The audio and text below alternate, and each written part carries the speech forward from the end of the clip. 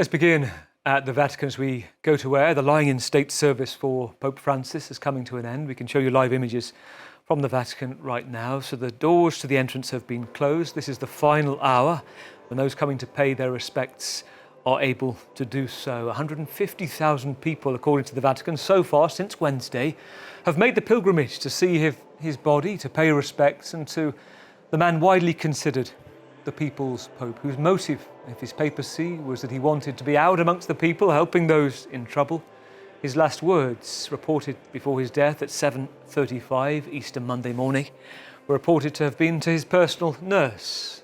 Massimiliano Strapetti is reported to have been told, "Thank you for bringing me back to the square." A nod to Pope Francis being able to meet and greet people as he rode in the Pope-mobile just 24 hours before. Well, let's hear from some of the last mourners today and why they wanted to be there.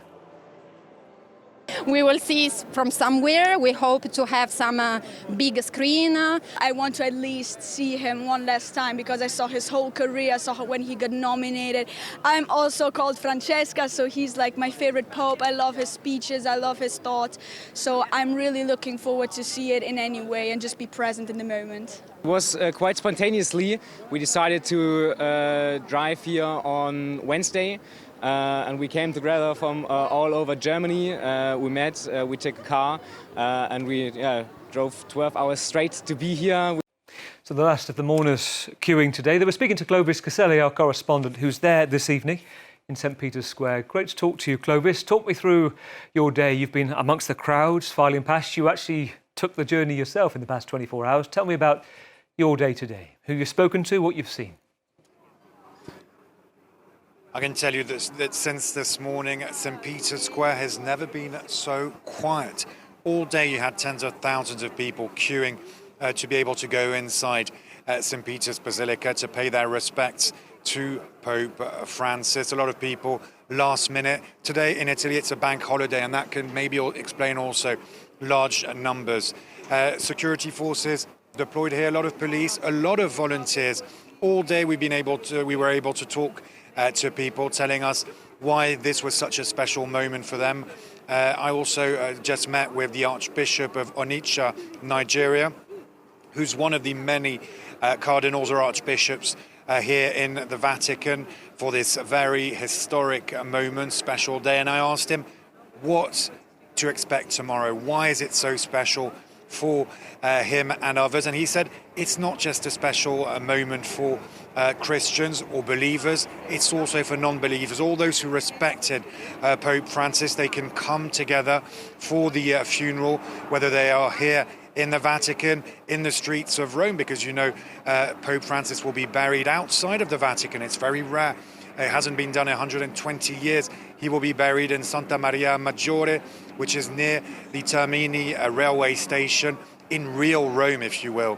Well, this Archbishop of Nigeria saying to me that he had to be here today and in the next few days. It was extremely important for him. And I can also tell you that all the people we've been meeting here realize or believe that this is a very important moment. I know you've been speaking to somebody who's very close and personal with Pope Francis, and also just I'm interested in that, as well as what are the words, when you talk to people over the last few days, where people will remember Pope Francis as being and what he meant to them, what are the words that constantly come up? There's one word that constantly comes up, and that is simple and humble. That's how those we met saw Pope Francis. They really felt that Pope Francis was a pope like no other, who tried to act, be close to ordinary people. And indeed, I met this morning with Padre Fortunato. He is the Director of Communications for St. Peter's Basilica, but also especially someone who is close to Pope Francis. And I tried to ask him about his memories of the Pope, and he spoke about trips, he spoke about his personality, saying that he was someone who was always trying to put himself at the level of people, not trying to put any barriers between him and those that he met. And I also asked Padre Fortunato, what about the conclave? It's a bit of a taboo subject because we are here in a period of mourning, but of course everybody has in mind who will take over. So I asked him about the conclave, And he said, you know, us and the cardinals, we are on the first level. But then there's a level way above, and that is God. And the one who will decide is God. But in conclaves, you always have surprises. So that's what you can expect in the coming days. When we say the entrance has been closed, Clovis, just as you're talking, we're seeing some incredible images of people streaming in, a huge amount of people that are still to see and pay respects to the Pope. Look at these images. This is an hour to go before the doors will be shut of the Basilica completely. So a lot of people still streaming through. And just a quick word as well, Clovis, about tomorrow, the funeral as world leaders arrive. We're told President Trump is in mid-flight right now. Huge security operation. Huge security operations. You've got snipers on roofs here. You can hear helicopters, see helicopters in the sky constantly. There is also a no-fly zone decided, obviously, for security reasons.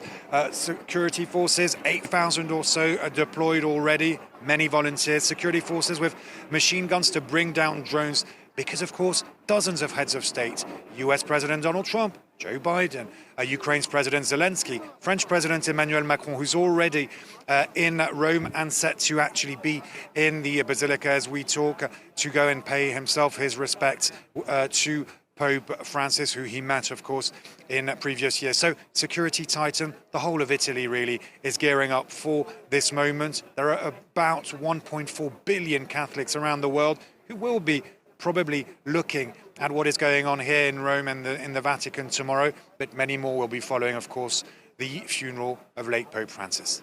Clovis, thank you. Clovis Casali, our correspondent in the Vatican. Let's go to Phoenix, Arizona. Let's bring in Massimo Faggioli, an Italian academic, professor of theology, religious studies at Villanova University in Philadelphia, also columnist for Le Croix. Great to have you on the programme this evening, Massimo. First of all, this time, in the last few days, as people break bread and remember stories of Pope Francis, what springs to your mind? Anecdotes, a moment that you remember and cherish of him? Well, personally, I remember that I was writing something on America at Pope Francis between 2018 and 2019, and I received 2 emails from Pope Francis personally, from him, to my personal email account, thanking me and asking me a couple of questions. That was how he gathered information. He gathered knowledge on the world, bypassing institutional filters. That was typical of his modus operandi as a pope.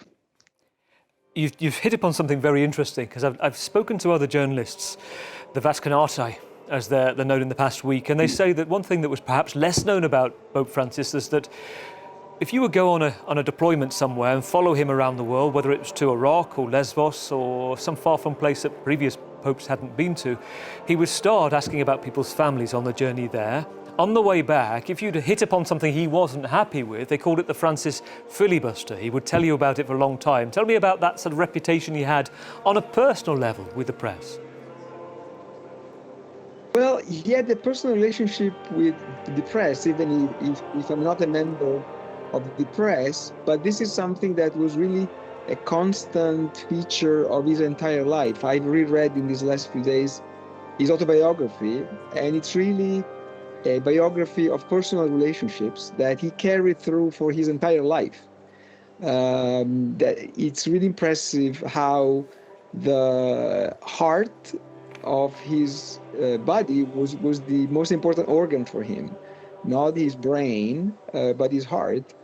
And that was also typical of his way of handling things, doing things as the head of this very ancient institution, which has many laws, many traditions, but is fundamentally made of people with a heart. When one is chosen as Pope, and I know you've spoken about this before, there is a Latin phrase that's put to the chosen to accept the position, and one has to reply in a Latin phrase, accepto, I accept. If we go back to 2013, when Pope Francis accepted, he said this instead: I'm a sinner, trusting in the patience and acceptance of God, I accept. And a lot of those around him talk about this life seeking atonement, and atonement as Pope as well. Tell us about that. That's absolutely true. There's a word that comes up again and again in his autobiography, is redress. which means he felt that he failed on some minor or major things in his life, and his entire life was the effort of mending those faults, mending those mistakes. So that he really had a deep consciousness to be a sinner, not in an oppressive way, but as it was typical of him as a Latin American Jesuit, as a moment leading to liberation of the soul, of our relationships. So that was really central to his anthropology, to his view of the church and of the world. You hit upon something which has been much discussed this week, his time in Buenos Aires as Archbishop, his guilt that he had, the blame that was on him during the so-called Dirty War, 1976, the military junta there, to which some blamed him for the disappearance, the torture for a while of two Jesuit priests. On the one hand, those that thought he colluded with the regime, on another that could he have spoken out. He was kind of kept in the middle, where he thought by staying quiet he could be more successful. That seems to have been something that's dogged him through to his final days. I just wonder whether you think that, how much to extent that shaped his papacy. He did, and in his autobiography he also says very clearly that he needed psychological help, treatment from a specialist for quite some time. That's very unusual of a pope to say that, because until the 1960s it was prohibited for priests to get help from a psychotherapist. So those were the years the most difficult for him psychologically. He acknowledged that, but also other relationships in his family, his teachers. He had a very deep sense of the importance of human relations and how the entire life is getting those relationships right as possible. So the dictatorship was a key moment, but what was not the only one that he saw as damaging of his networks of friendships, of spiritual relations, which he reconnected during his papacy. That it's very remarkable to see how his papacy was a way to give sense, meaning to what had gone wrong before in his life. We're 24 hours away, less now, to the funeral of the Pope, world leaders arriving. At what point, we're 2 weeks away, I think I'm right in saying, from the conclave beginning and choosing a successor. At what point do you think that those conversations are in reality starting up? Well, they have started already in an informal way, I think, because the conclave is not about just the voting days, but it's mostly about creating a certain conversation among the top members of the Catholic Church, being the cardinals. So this has started already. Of course, it accelerates in the next few days. It will be really given some sense of the world with the funeral with so many heads of states. We have a deeper interest in knowing what's going on in the Vatican, what will happen to have an effect on the conclave. So this is a conversation that is very complicated right now, because this is a clearly much more diverse, more fragmented church and world. It will be difficult more than before to create a fundamental consensus on the issues, just on the issues. The solution is even more complicated to find. Massimo, briefly, in the world that we live in, such is life that one of the biggest betting moments in this year is on who will be the next Pope. And if you're on this programme again in a few months' time, as many might do and say, I told you so, do you have somebody in the back of your head that you just think might be the next Pope? I'm not sure I do have those names in mind. I am sure that I shouldn't say them because I think it's fair not to influence a process which is already very much at risk to be influenced. Massimo, good to talk to you and worthy of staying silent for now. Italian academic Massimo Faggioli, Professor of Theology at Villanova University in Philadelphia. And we were just seeing the images of this last hour that people have. Let's just pick up some of the sights and sounds of these last mourners paying respects.